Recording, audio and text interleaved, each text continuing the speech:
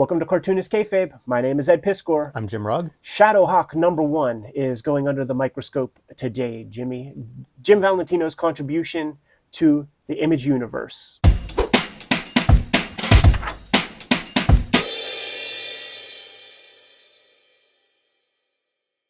Cartoonist Kayfabe is brought to you in part by the Patreon, and the King Kayfabers on our Patreon get access to all the videos before anybody else. They're hanging out with us in a live stream recording session as we produce these videos.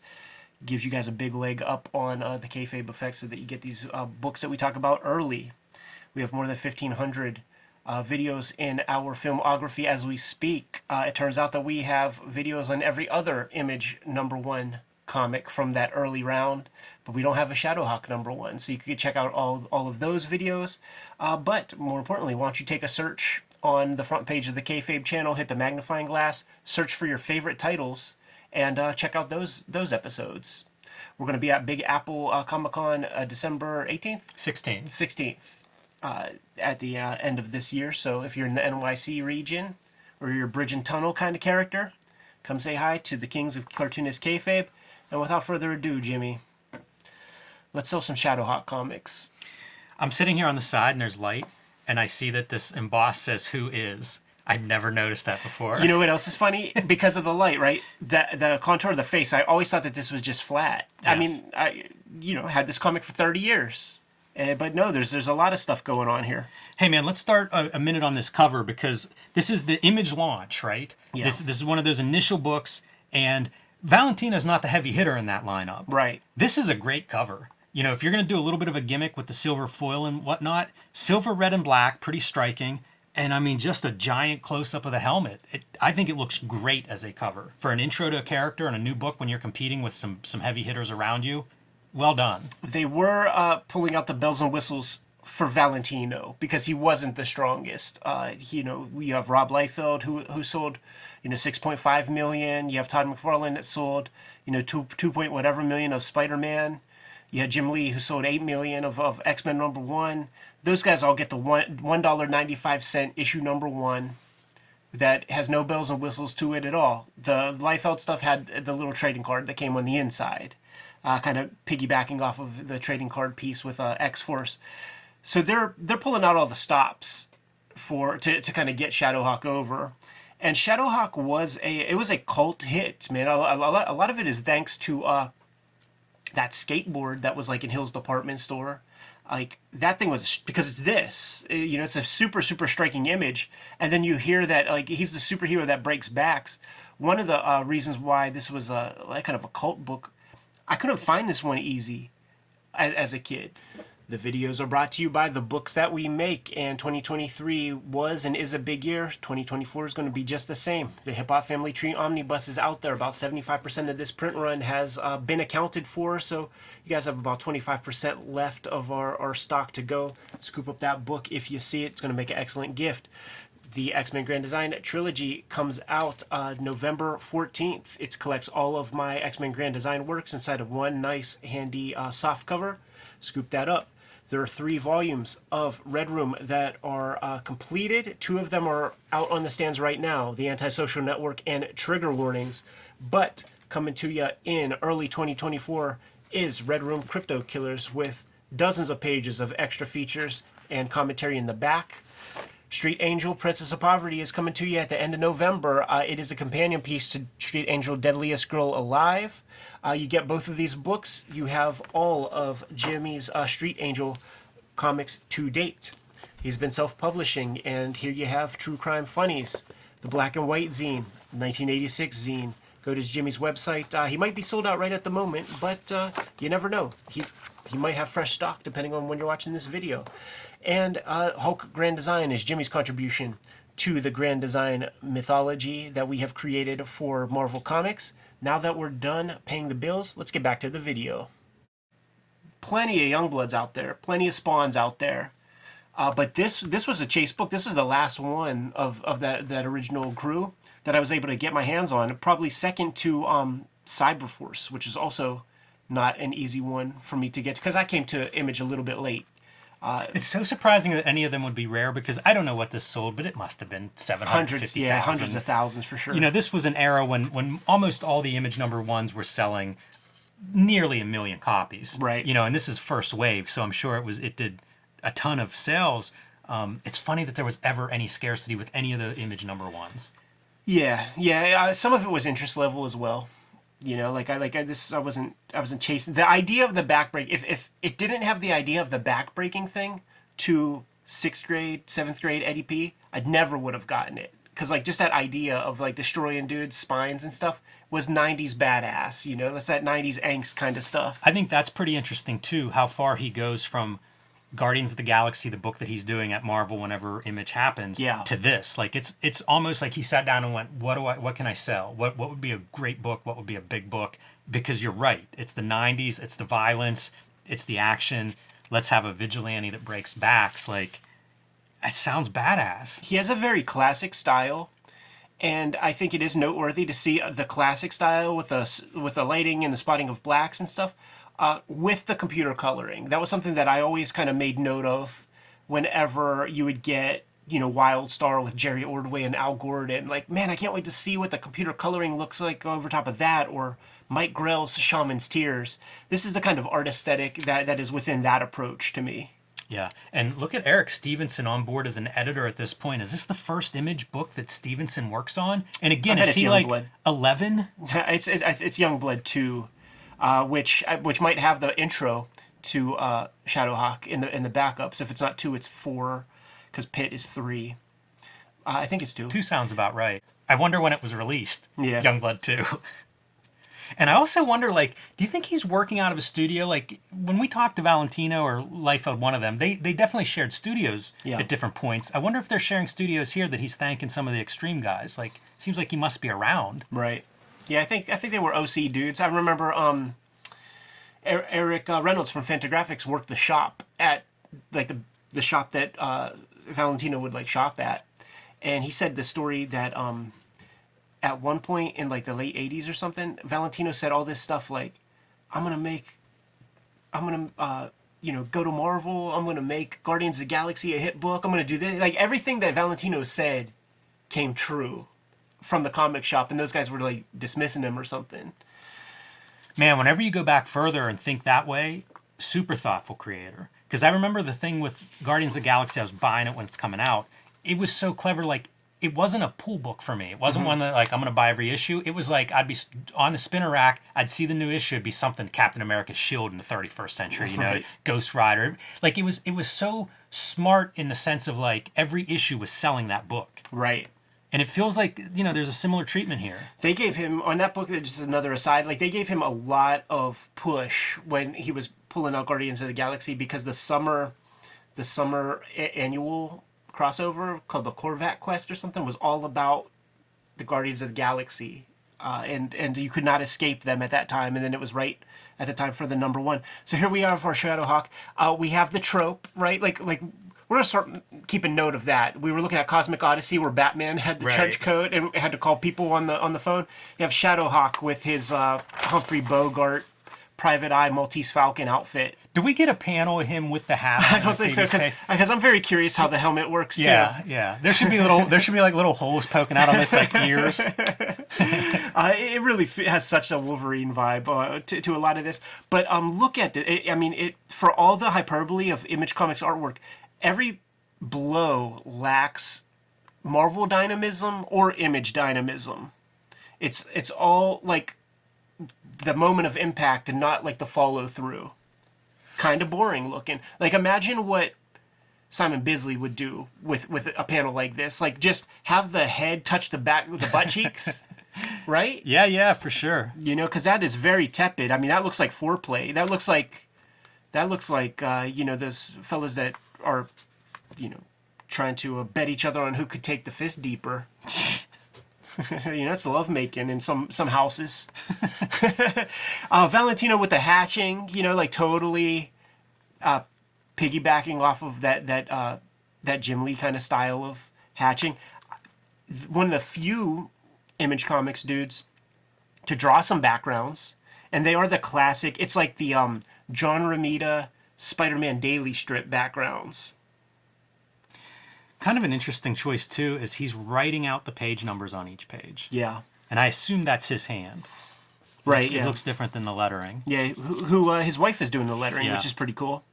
I She's do a nice like big style. that he is doing the inks and everything. Because as Shadowhawk goes on, he'd bring in like Chance Wolf and, felt like it was a little bit less of his hand, but this one is like all Valentino, right? Like this is the launch. This is putting your eggs in the basket and going for it. I think he drew this quick as fuck.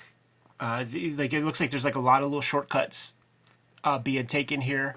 I was looking at how he builds that leg and stuff. Like if you remove this color, like it's a very raw style. Like these backgrounds, like we showed off our submission pages and shit. Like we had backgrounds almost exactly like this, with the windowsills like that, drawing every brick kind of thing. He might have still been doing Guardians of the Galaxy when he's doing this issue. Because I I do think remember. that Marvel basically kicked everybody who was at Image out. Yeah. Because I think Liefeld planned on staying there and seeing through some of the Cable stuff. And I think Valentino planned on staying there. Family Man, it's one thing to let's try something new and I have indie roots. But it's another thing to be like, let's just go in this new direction. Yeah. And I think Marvel took that choice away from them. But at this point, he may have been doing 2 books at a time. Yeah. If you recall some of our Wizard coverage, he says as much because he actually was still there when those guys kind of burned the boats.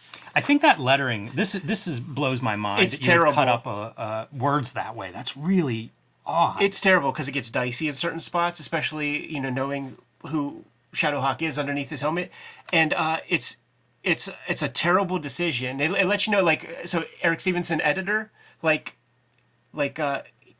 didn't quite do his job because you could easily have, you don't have the A because you already have it there,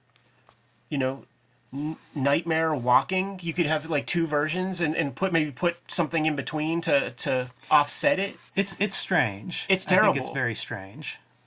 But that second row is not too much thought being put into the mixture there.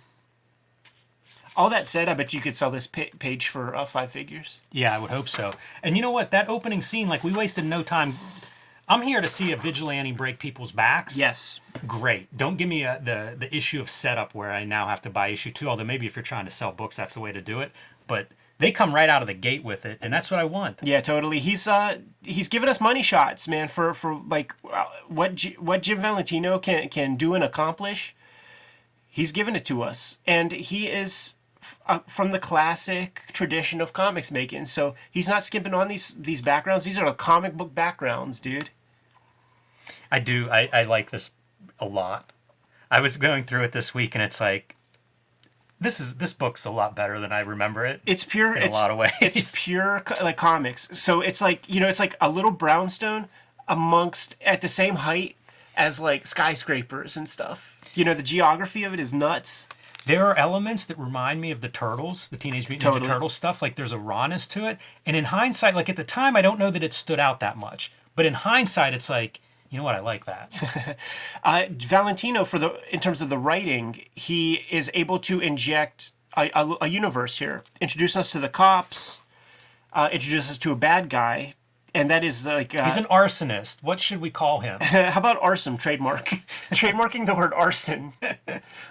This is the stuff that Don Simpson, when he's doing Splitting Image, and they're calling out titles, there's always a TM next to things.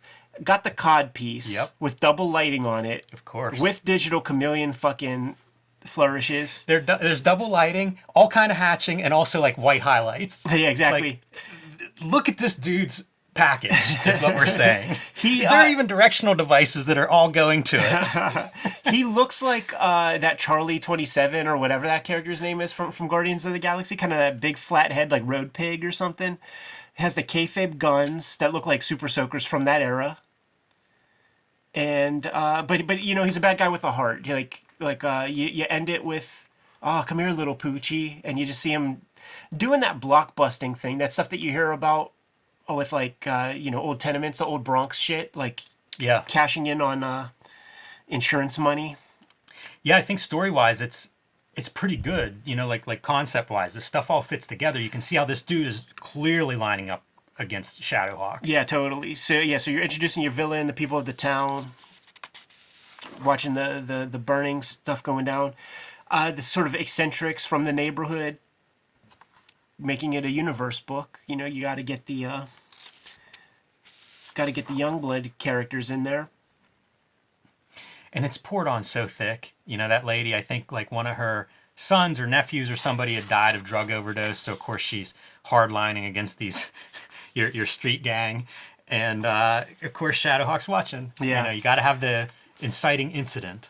I love it, man, because like this lady, it's like when I was a little dude growing up in Homestead, I had a lady that I called Grandma Washington. I thought she was my grandma. She's a black lady, and I didn't know how all that stuff worked. And I would be at school. I have 4 grandmas. And so Grandma Washington, she would walk the streets of Homestead, like just doing what she has to do, go shopping or whatever. But she carried a baseball bat with her. Wow. Just with her, a wooden fucking baseball bat with Principal her. style. Yeah, totally, man. This is some pretty strange drawing on her. And then also the coloring. Like, look at that colorist being like, I don't know what we do here. Yeah. Yeah, absolutely. I've run into that too, like making comics where like you almost paint yourself in the corner and it's like, ooh, I don't know what you do with this. There's a pretty good money shot for you. Totally. He's got the treasure trail on the tummy right there, man. Welcome Dale. Could that be Dale Keown? I think so. Sounds right. If Shadowhawk shows up in Youngblood 2 and Pitt shows up in Youngblood 3, I think so. Cool gauntlet ideas right there. It's a cool costume design. It's perfect for the 90s. We were on board for that. Man, that helmet. I can't not see Wolverine in that helmet. Absolutely. And I just think like, was this a pitch at some point? Like, was he going to maybe throw out an X book? Or what if Wolverine joined the Guardians of the Galaxy issue? You know, something with this futuristic Wolverine helmet. The amount of Wolverines, because like Rob Liefeld had 2 Wolverines. He had that one troll. So that's the maskless Wolverine, and then he had that Dreadnought, maybe was his name. He was in Bloodstrike, and he was the Red Wolverine. You know what? You say that, but there was also like there was a dude in Brigade that was like Seahawk or something like that, and he had a hat like Wolverine. Seahawk is Batman. It's the Batman helmet with 2 things coming down. Yeah. Yeah, but in that, I think it might be that book where that Dreadnought dude is. You know, you said some of this reminded you of Turtles. There are parts story-wise where it makes me think of The Crow, where you have the cops showing up, you have this guy fucking wreaking havoc upon the bad dudes who has no discernible kryptonite and, you know, gets off scot-free. We have the lady at the Bugle who's going to uncover the identity. This is where Jim Valentino is kind of showing his chops, because he's building in a bunch of stuff that he's going to be able to exploit in future issues if he chooses to do so. So we have the journalist who's going to be trying to figure out the identity of Shadowhawk. Played by Pam Anderson in the movie, judging by the reference. There were also, go back one page, because I love this drawing of this policeman where you're doing like cool color stuff. And then this is another one where it's a pretty interesting, like drawing wise. You know, like this is the stuff going back through it that really pops to me of like, oh wow, interesting stuff that Valentino's trying here on the page. Totally. And this one completely reminds me of like the Neil Adams, Mike Hinge collaborations in heavy metal. And I'm sure Valentino would have fucked with some of that stuff. It's a great thing with the idea of, one, how do you do cop lights? Yeah. You know, because that's something that comes up in comics. And then like 2, like let's play with the coloring that we're able to do now. Now we have our baddie. So she's like... Faust comes to mind also, from the hyperbole of beating up the bad guys. And you know, she's in Faust. Very true. That layout to me feels so 80s. Like that would have come right out of like, you know, it's Renegade or Eclipse or some one of these companies would have a layout like that. Yeah, totally. It's like the pastelness of it. It's like the Panda Brothers Grendel comics. And also, I think she only has one leg. Like, judging by that drawing, where's the other leg? Yeah, man. That's why she's so pissed off and wants to burn down buildings all day. And by the way, everybody at home, I have the coupon in here. This is you know, probably 9.6. Right. So our guy Arson, he hides in plain sight, and he dresses up as like a male stripper, who also is dressed up like a New York Fire Department fella. So he's coming to let the old lady know that you know, he did some good work on across the train tracks, burned down a couple buildings, and she's all wet about it. But also not happy that he's coming out. Right. And her name's Vendetta. Of course. If you're burning down all of your properties, dude, like that, what other name can you have? I feel like Valentino didn't do enough to license his Shadowhawk boomerangs, man. Like, Frisbee was being played back then. Could have did something with that. You ever try to throw a boomerang? Yes. Ever have any luck of having that thing even curve? Yes. If you did it now with like what you know about physics, you would do it, no problem. Here's the rub. You draw too much, and your wrist, like the way you got to snap your wrist, our wrists are not built for it anymore. I was going to say I'm probably breaking my shoulder or something if I try throwing one of those things now. Yeah, it's all about the snap of the wrist, because there was a girl that was hanging around, like part of the art crew, and her pops has a toy factory in Charleroi. And I went to the toy factory with her, and he does like all the like Numley pegs and like the weird little peg thing that would be like the Bob Evans. Like that's the kind of toys he made. He made a wooden toy horse from a tree from Monticello, dude. And he made boomerangs, and he gave us a bunch of boomerangs, and fucking me and Nate went to the baseball field throwing them shits. I used to have like, remember the Nerf boomerang that would be 3 prongs? Yeah. I could make that thing go. Yeah, that was the You fat could boy. bend it. That was the fat boy fucking drunk party boomerang. Well, I was a little too young for that one, but it was easier to manipulate because you could bend it. Dick. Not bad glass shards. You know, you got some perspective on these. We're very critical of our glass break in here on Cartoonist Kayfabe, and you got to have overlap, and you have to have glass of different shapes and sizes, or else it's too uniform looking. I know that's a shadow underneath the guy's nose, but it really does look like Detective Adolf Hitler. It does, the hair and stuff Yeah, together. a little greasy. And then that guy, if you just showed me that, I would think it was a John Byrne drawing of this fella right here. But I am not intimidated by that police officer. And also, the gun stuff is pretty weak. You don't think he's tracing photos, huh? I don't think so. I don't think so. Straight from Chandler with that double lighting. So we have the cops who are on the hunt. This is a cool thing to build conflict into your story, because you have numerous people that have some incentive to discover who Shadowhawk is. And that, you know, these people are clearly... We have our reporter and our vendetta. So, you know, they have their own reasons. I love this composition where Shadowhawk's crouching and really does blend in there. Pretty good for, you know, creature of the night kind of character. Yeah. So much about his superhero artwork, though, like what he builds, it really does feel like submissions type stuff. It looks like it's very, very crude stuff. When he was doing his first comics with Dave Sim, you know, it really wasn't this kind of thing. This is stretching him in a way. But this is pretty fucking dope. Yeah. You know, when we see all these names, dude, you know what, dude? I think I know why these names are here. And I think they might have, like, did some layout drawings and stuff for, like, the hype stuff. I don't know that's really Valentino's major interest. Yeah, it's an interesting book. That look, like, I can't not see it as those 80s kind of... you know, indie companies. It really feels like that. Yeah, for sure. Especially whenever you're like surrounded by the Jim Lees and McFarlanes and these guys who are like defining the 90s. Yeah. It feels like this is a previous decade. It does, because like when he tries to do it, and the best image for it is this arson, that looks like a Lightning Comics Bloodfire character. Like this is a page out of a Bloodfire Lightning comic. This does look good though. I like this a lot. Yeah, really hype. I bet you this is like you draw this page first. That foot's a little sus, as they say. Foot is strange. Because you know what, man? We're looking at, I think, the soul, right? Exactly. So we've got metal soles. The next panel, whenever he tries to land somewhere, it's not going to go well. You need some rubber on those soles. Curiously, two Interesting. signatures. What's up with that? Really close together. Do you think he's mashing up artwork? That is bizarre.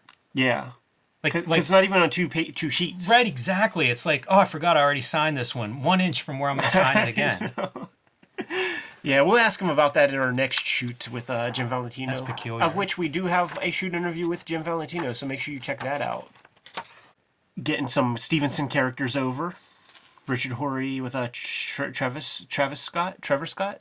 Yeah, I think so, yeah. This was one that Valentino was always pushing about as long as I heard him talk Image. This was one of them. And Eric Stevenson on color there. And this looks exactly like Bloodfire Lightning comic kind of set of characters. Yeah, it's interesting, his style on superheroes. Not the norm. Man, look at that brigade. Pitt looks pretty cool there. Very gritty. But you know, like when you unpack it and you try to look at it without the color in your mind, it looks like Dal Keown going back to his Air Cell days. You know, and like it's got that rawness to it.